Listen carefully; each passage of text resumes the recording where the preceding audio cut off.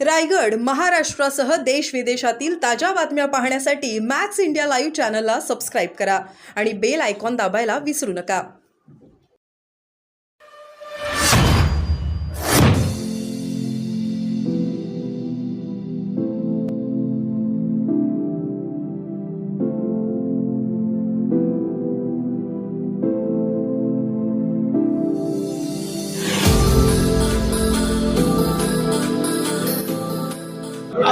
मी कानमंत्र देणारा कोण?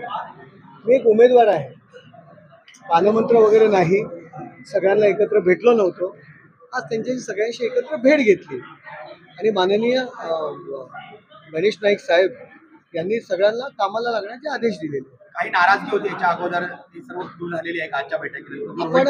आपण कुठेतरी कधी पण पुढचा विचार करूया.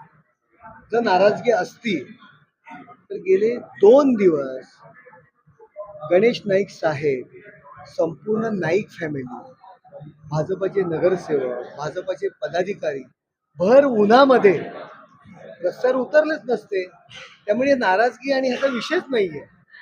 सगळे अबकी बार 400 पार याकरता सगळेजण काम करतायत.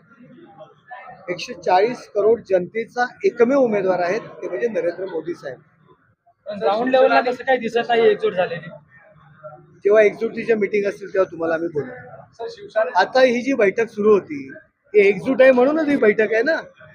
आज जागोजागी काल माझे सत्कार करण्यात आले, माझा जयघोष करण्यात आला. उन्हामध्ये 3-3 तास आम्ही एखाद्या ठिकाणी लेट गेलो.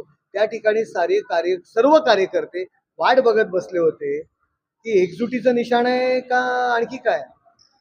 जर तुम्ही आघाडीचं म्हटला तर भास्कर जाधवांच्या सभेला या नवी मुंबईत 40 माणसं होती. त्याचं काय काही आहे. काही गोष्टी माझं खास करून मीडियाला माझ्या हात जोडून विनंती आहे की जे सत्य आहे तेच आपण चालवा. शिवसेना, भाजप सर्व कार्यकर्ते एकत्र गेले 2 दिवस एकत्रपणे या ठिकाणी रॅलीमध्ये सहभागी झाले होते. रॅलीमध्ये सगळे एकत्रपणे शेवटपर्यंत होते. सत्कार एकत्र केले जात होते. शिवसेना, भाजप, राष्ट्रवादी, मनसे, रासप, RPI सर्व नेते व्यासपीठावर होते. दिवस फार कमी आहेत.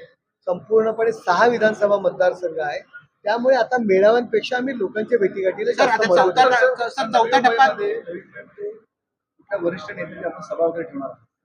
माननीय गणेश नाईक साहेब त्याचबरोबर आमचे वरिष्ठ नेते या संदर्भात निर्णय घेतील. Okay, thank you.